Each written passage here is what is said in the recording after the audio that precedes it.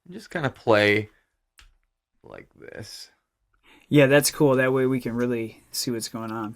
Yeah, and let me put in gallery mode here. Oh, which it wasn't in before, so interesting. I'm supposed to be in gallery mode before I start recording, so interesting. We'll live. We'll see how this goes. Okay, let's go at 70, and I'm gonna pull up the. Let me just make a couple adjustments here.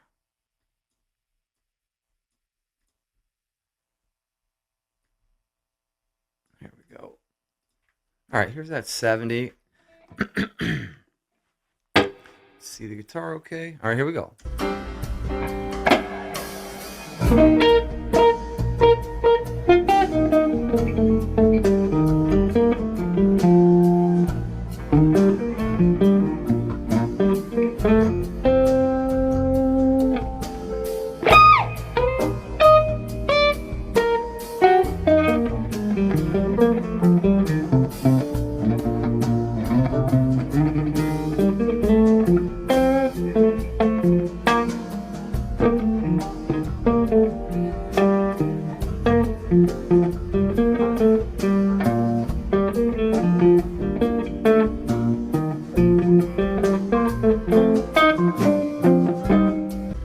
All right, let's try it at 80. That was actually a bit more flubs than I was hoping for.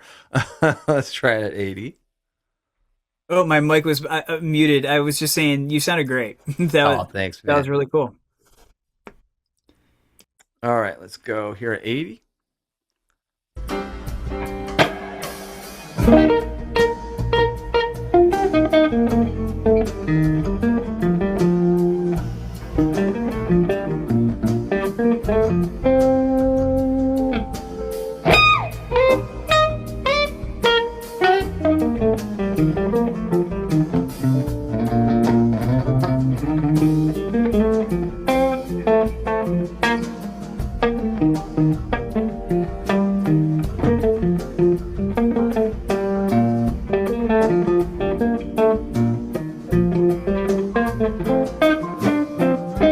All right, let's try 90.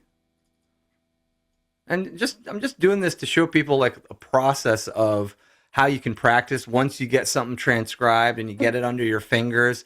If you're trying to get something up to speed, you can do these incremental, these little increments, incremental adjustments here. So now I'm at 90, just kind of trying to get to the target goal of 100, which is really quick on some of these licks. But all right, here we go.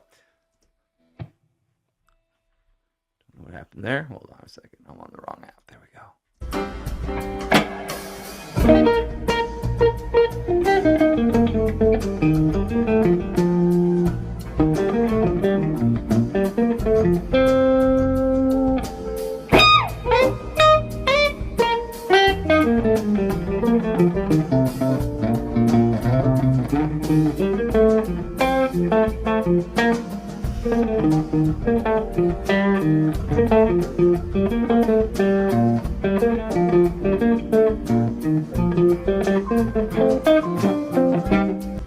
All right, and now the big chicken. Here's at 100. Yeah, man. Now, that last part there, it's just going to be, well, good luck to me. All right, here we go.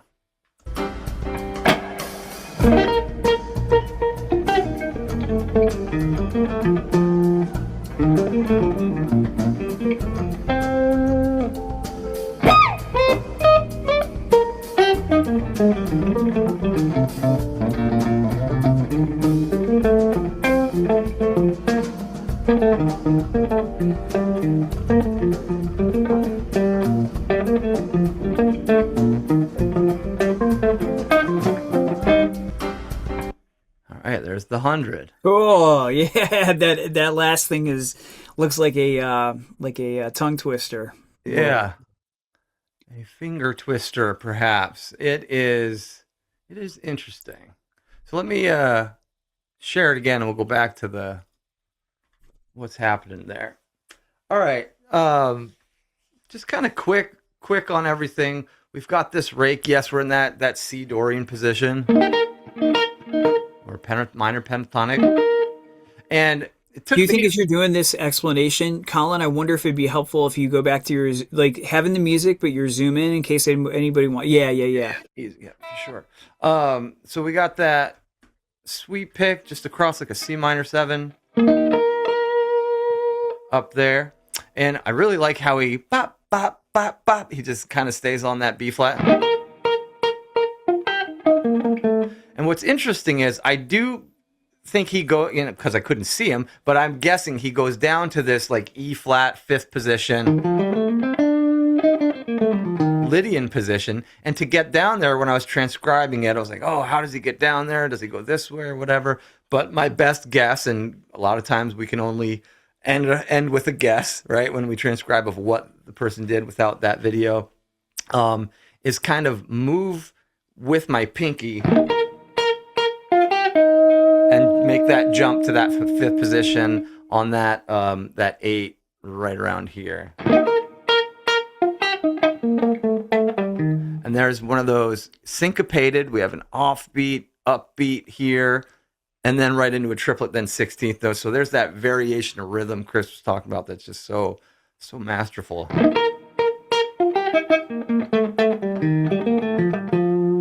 I really love that, and ends on the F, kind of solidifying that, oh, it's the Mixolydian vibe. I'm in the other camp of than Chris is in, of thinking that it's more of a tonal center of E flat Lydian, only because, I mean, I think it really does jump back and forth between the two and has this sense of unresolvedness, but only because the beginning of the jam starts with an E flat.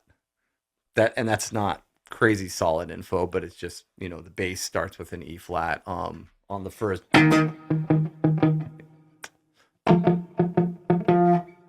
But after it gets going, it has this which one is it for sure feeling.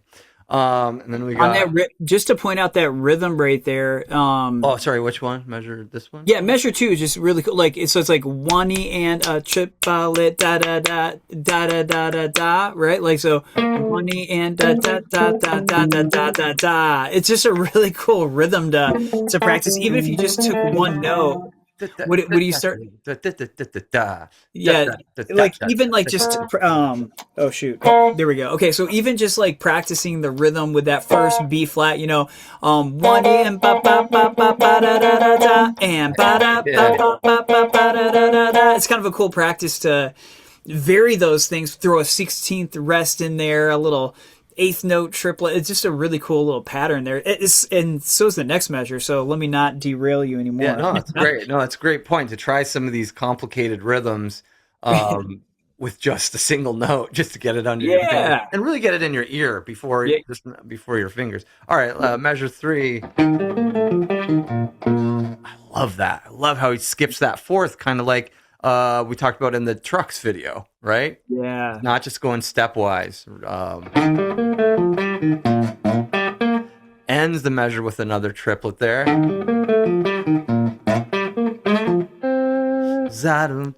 How lyrical is that?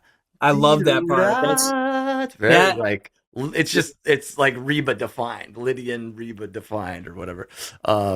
Yeah, that little section right there was one of my favorite parts. That and then part like the middle of the next line. I love that so much, man. This I'm on the fence on. He goes way up to the 23rd fret. You might have to switch guitars on your on your Strat, or Yeah. Some of us won't be able to do it. That's kind of what I'm saying here. A little bend. So I think he does, and it's really difficult in the moment. I know there's like a little slide. He's got some delay or heavy reverb on there. I think it's a pinch harmonic because there's some kind of overtone that I'm hearing on there, and it could just be like gear related or the room related or something like that. Yeah. But I put it as a pinch harmonic. I can't quite. I mean, if I do it at 70 or 80, I can that chirp that kind of comes out. Yeah. But it's like it's almost half and half, like pitch, and then the pitch itself of the E flat as well as the harmonic above it. But most of the time, I'll just hit the pitch, so I wasn't worried about hitting the harmonic. But I love this motion of like slide up, regular note or slide. Was it slide up? Oh yeah, but look at the notes. Da da da. They're all slides up, I guess, but it's that kind of motion of 8, 11, 10. Slide to the first one. Slide to the third one. Play the fourth one. That's back down to a B flat. And then that final one, another little slide. So he's like thinking premeditatively, like slide, no, slide, no, slide. That's pretty cool to me to be able to do that on the cool. spot. And to connect that measure 6 to another song everybody will know and love, First Tube. It's like a variation of like a dotted eighth note thing. It's just that he's doing eighth rest in between, so that like that, that. So if you're like ba ba ba ba ba, like it gives you that same kind of forward motion that we've talked about before with Trey, that syncopated forward motion. Yeah, and I sometimes when I'm transcribing those types of rhythms, I've learned over the years, like, oh, it's when you hear that, it's the same rhythm repeating. It's oftentimes, I think of it in 3, but it's really just 2 16th notes or 1 8th note between. But if you combine the first note, it's 1 2 3 1 2 3 1 2 3 1 2 3, to just help me kind of transcribe it or play it, I guess. Dot dot dot dot 1 2 3 1 2 3 1 2 3. Not like it's a triplet, but just that there's 3 16th notes, of space or whatever total. But yeah, anyway. That's interesting. Leading with the pinky on this 7/8. And I can only guess that's what he did. And because it sets him up for the rest of the way here. But yeah, wow. It's really cool.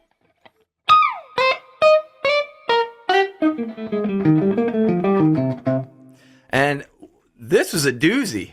It took me a minute to hear, because sometimes these aren't perfect recordings, like something's like getting like lost in the mix or whatever. But I'm pretty sure I heard him go like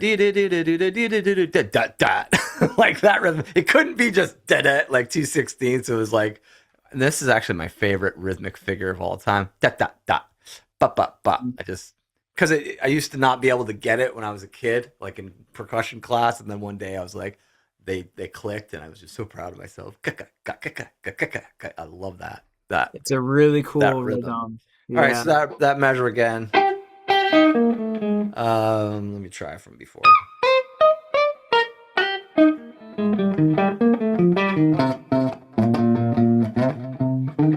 And I think I hear him do these slides in there. It's really hard to tell because he does it fast, and sometimes when you slow the tape down, you're like, what's going on there? So I just put it as staccato. He does something to it. Let's see if we can just like listen to it.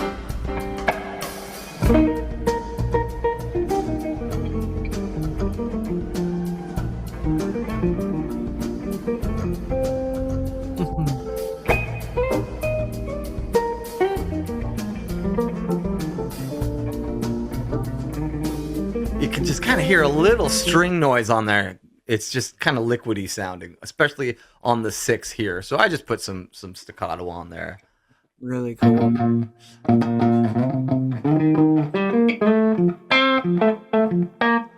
Well, I like how this right here is very similar language to this, but different rhythm. Mm-hmm. Right? So it's like he was feeling the end of the 4 bars here, remembered it somehow, or or it stayed with him, and he was like, it starts out the same, doesn't it? That 5 to 7 slide, and then 8, 5, and then he answers it back. That's incredible. It's really cool, right? To improvise that, like, but we have 8th note. This is 16th eighth. Da da da da da da da da. It's like he remembered it, man. That's really cool. It's just.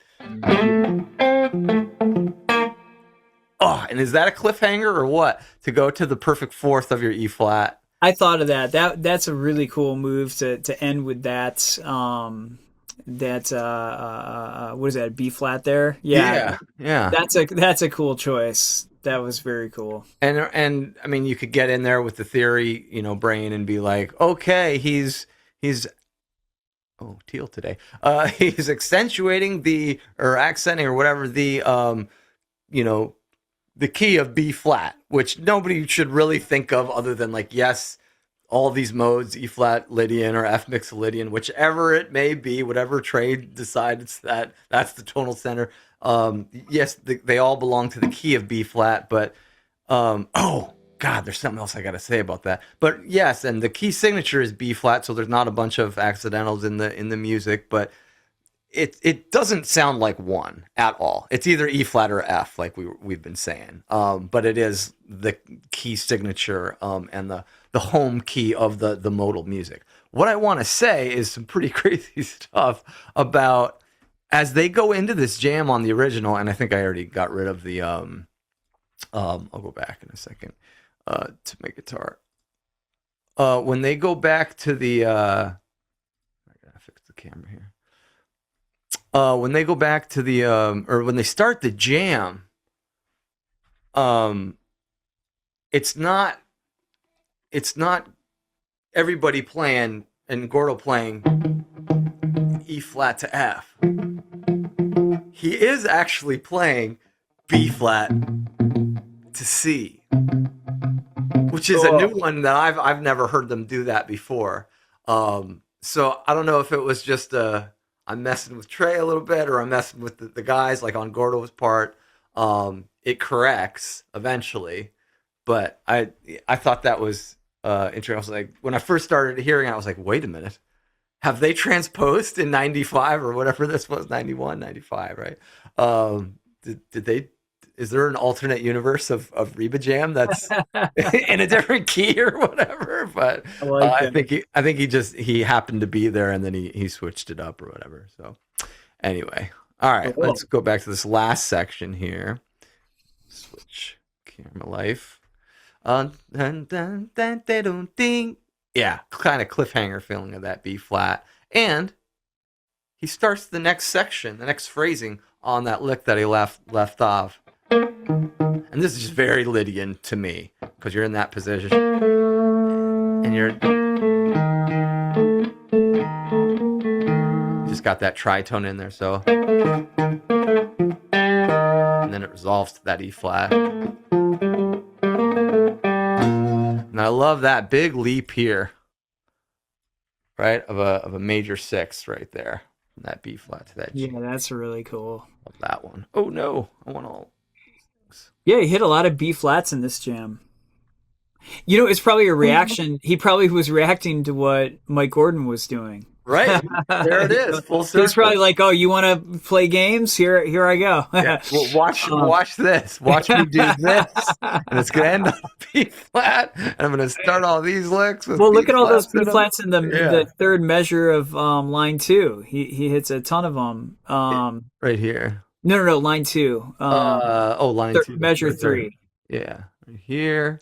And then down. Well, I mean, all those B. Yeah. Yeah. Da da da da. There's one there. Yeah. That's funny. Okay, so that actually kind of that's kind of cool if that's the case. Right, he was like answering back. Back here to the last line here.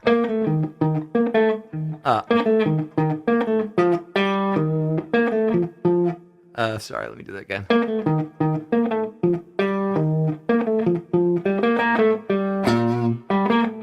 I love that. This is a break. He breaks right here from the da da da da da da da da da da da dee dee variation da dee dee dee, and then he variates the question, the call and answer, or the call of the call answer call gets variated. So it's just mastery.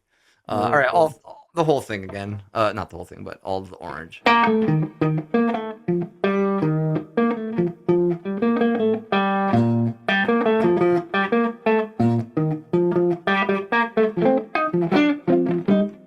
Now let's talk about this last line here. I like that he slows it down for us with the 8th notes there.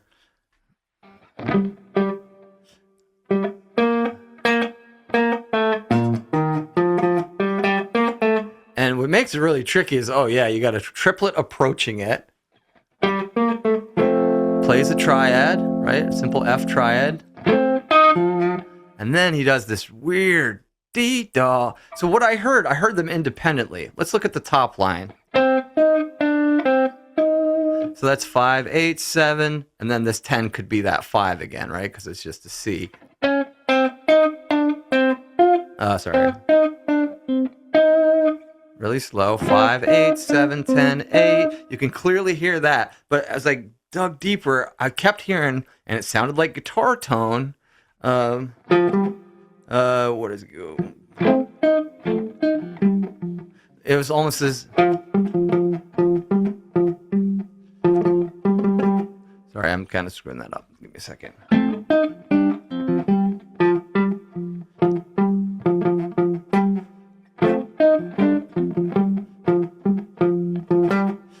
Dun, dun, dun, dun. I think I need to hear it because I'm.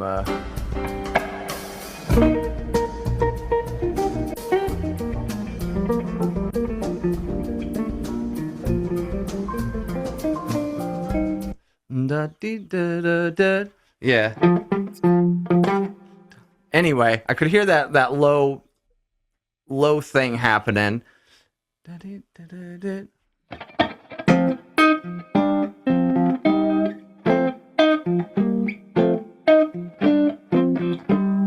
Anyway, I don't know if that's like right. I tried to put it up here.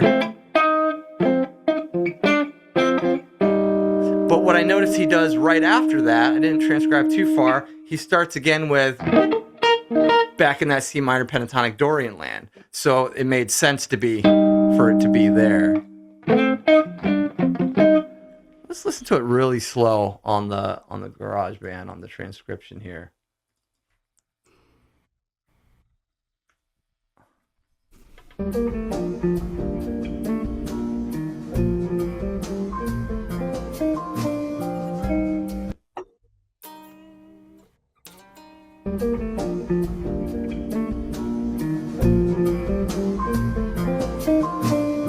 Dun da ding dong dee dee. Isn't that weird? Yeah, sure is. Anyway, I just thought that was kind of atypical Trey. I don't see him do that much kind of counterpoint playing. Which, you know what I mean? Like, that's the exact kind of measure I was talking about earlier, where I would sit there for like an hour and then need to walk. I would be like, yeah, this is as close as it's getting right now. Yeah, who knows, man? And it sounds like what he's doing, and then you just wonder. Sometimes what I go through in my head, if something feels like it's getting kind of like not only just difficult, but like you said, atypical and difficult, then I say to myself, I might be like how you started to explore the different positions. You started to think, it sounds like, oh, is there a different way that I could be doing this where it's not so weird? But then again, sometimes he does do kind of crazy stuff like that. And so, man, good on you for grinding. No, and I think very similar to everything you just said when that's going on. Like, is it atypical? Am I overthinking this? Is it in a different position and all that? But then I always come up with, like, anytime I start to be like, who am I? I start to come up with, like, who am I to question what this master did? Because I'm just a humble, peasant of, in his footsteps, shadow, or whatever. But yeah, I mean, he's done plenty of finger picking stuff in his day, right? Like all the Dog-Faced Boys and all, Driver and all the the kind of folk stuff he's done. Like, obviously the man has written incredible counterpoint with full bass lines and writes music on piano, so obviously he knows that. It's just, it's not common to hear him play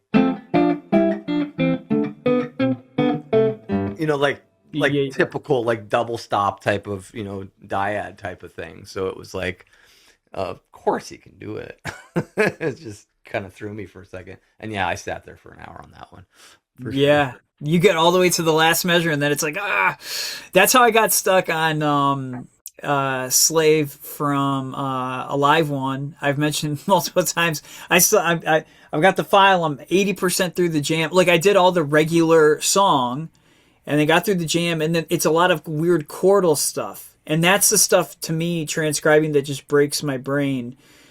Single note stuff is much easier because then it's not as ambiguous when you hear something like that and you're like, wait, what,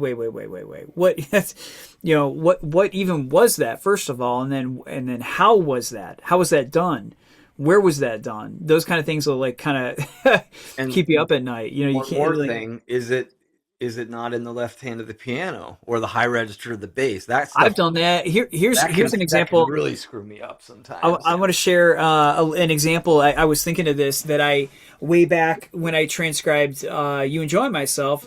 Let me not. I Love that thought it part. was. I was mistakenly hearing the pitch of Page's piano, but then somebody pointed out this is all good, but it's an open D. So I had heard that note, which was Page, Which is actually an octave lower, right? just an octave lower. So Yeah. it's sometimes the timbre, and you know what, man, I was doing the same thing every time I ever played that live. Yeah, it was that D there. Just because it yeah. made sense, like positionally, and like you're up there. But do you ever confirm it visually on a video? I think somebody commented, and I said, "Oh, let me go back." And then there's a video of Trey playing with one of the orchestras, and somebody's in the front row. And then it sure looked like he was doing that. Now, who knows? Maybe it is that, and now I'm double confusing myself. But at any rate, I just wanted to empathize with the fact that sometimes you can hear the timbre of another instrument, and it seems similar enough. Like usually, well, in Phish's circumstance, usually it's Page, or if you're doing the thing with overdubbed guitars, that can get really dicey. Yeah. So at any rate, that's man, almost like let's send an email here. yeah. Good job, man. That's a great little section. I love that. It's really bouncy.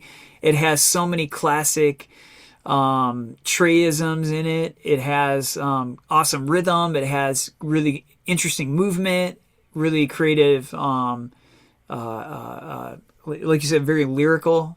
Yeah. Call and response. It has everything. Yeah, it's really dynamic, isn't it? I think the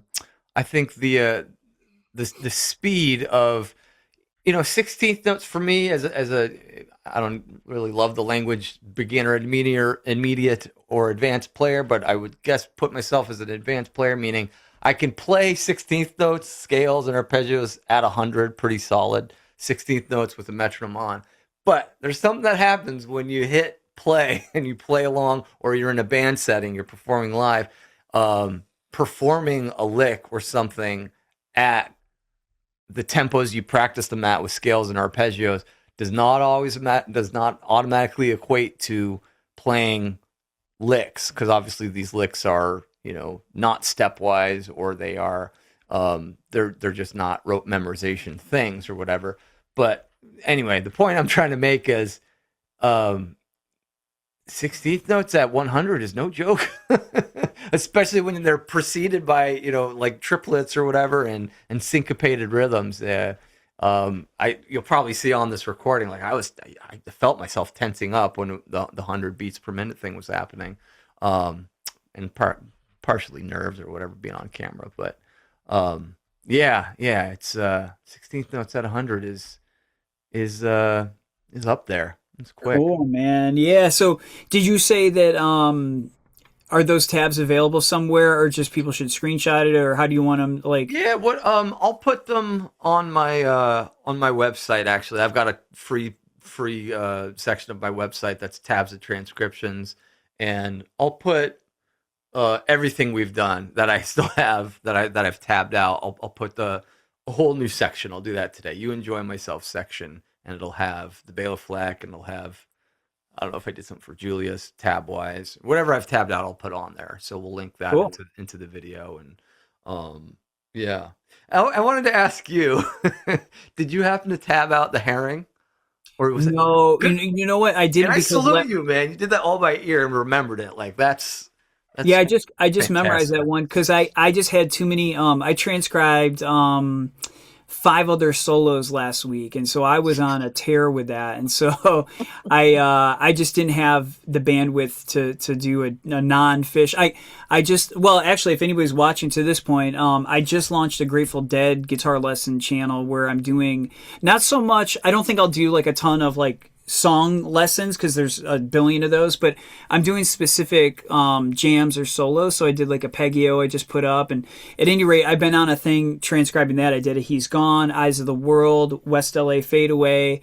So I've been on these like solo, and then I did the Wikipog that I mentioned earlier. So I was like, man, I'll learn this Jimmy thing, but I'm not writing that out this week. Yeah, I just I didn't and have it if in me. anybody's watching, why one might not do that, the nitty gritty is like we call it rhythmic dictation in the music education Yeah, world, like getting the exact rhythm, like what the eighth notes, the dots, the ties, the triplets, like that stuff is the kind of thing that'll make you one of the other things, not just hearing pitches, that can make you sit there for a while on a yeah. nanosecond of a piece of music because you're like, is it an eighth note or a 16th note or is it Yeah, a dot or whatever? But yeah, and if anybody's not like hasn't done a ton of transcribing, the frustrating part, or to me the most frustrating part about that scenario is you literally know how to play it. It's not that you don't know how it goes. It's the rhythmic dictation piece where you're, and especially when you're doing a live thing where sometimes there's a tug of war with the tempo. So then you have to make choices on, okay, does that feel like he was a little out of time? And then do I just put that on the downbeat, even though it felt a little, or do I put that as a dotted, such and such or whatever? So those things are really time consuming. And and I was kind of almost in an opposite boat with this one because I've got so many other things going on with like like papers for a government class I'm taking, for a math class project I'm working on, a music history, which is a ton of listening, working on stuff for my own private lessons and then teaching a bunch. I was like, I didn't have a ton of time to practice this. So I kind of relied on looking at the tab while I was playing this because yeah, I needed yeah, that reminder because I didn't get enough. I knew I wasn't going to have enough time to sit here and like I did quite a few hours of it to try to get under my belt, but it wouldn't be like performance ready without music in front of me, which I would never never do live in a Phish tribute band scenario, except for lyrics because I can't remember those for me anything. too. I can. Terrible at those. But Yeah. Well, anyway, cool, man. Good, yeah. good suggestion. Who was that? Was that Steve? Yeah, Steve Melkus. Thanks, Steve. Steve. Yeah. Nebraska Fish. I commented on his comment like Nebraska and fish. Those aren't two things you think of in the same sentence. I don't know how many times they've played Nebraska. Yeah, that's very cool. Man, good choice, good suggestion. Keep them coming. Please, please keep them coming. We love the ideas. It doesn't have to be Trey, but it was fun to get back to him. We kind of went a different way a couple times. And so, yeah, thanks guys for hanging out with us. Don't forget to subscribe and subscribe to both channels because every other week, one of us is hosting. So, give Colin a subscribe. This one will be on my channel, and then Yep. hopefully you subscribe to my channel too, and that way you don't miss any episodes. And I'll be on his channel next week. And if you guys want more from us, like if you scroll down in this video or any of our videos that are on both of our channels, you can see in the details more from Colin or more from Chris, where you can see both of our websites where we do different forms of guitar education, classes and courses and one-on-ones and all that kind of stuff if you're wanting more from us. But hey, thank you so much for being here is all we can ask, and we'll see you on the next one. All right, thanks. See you guys.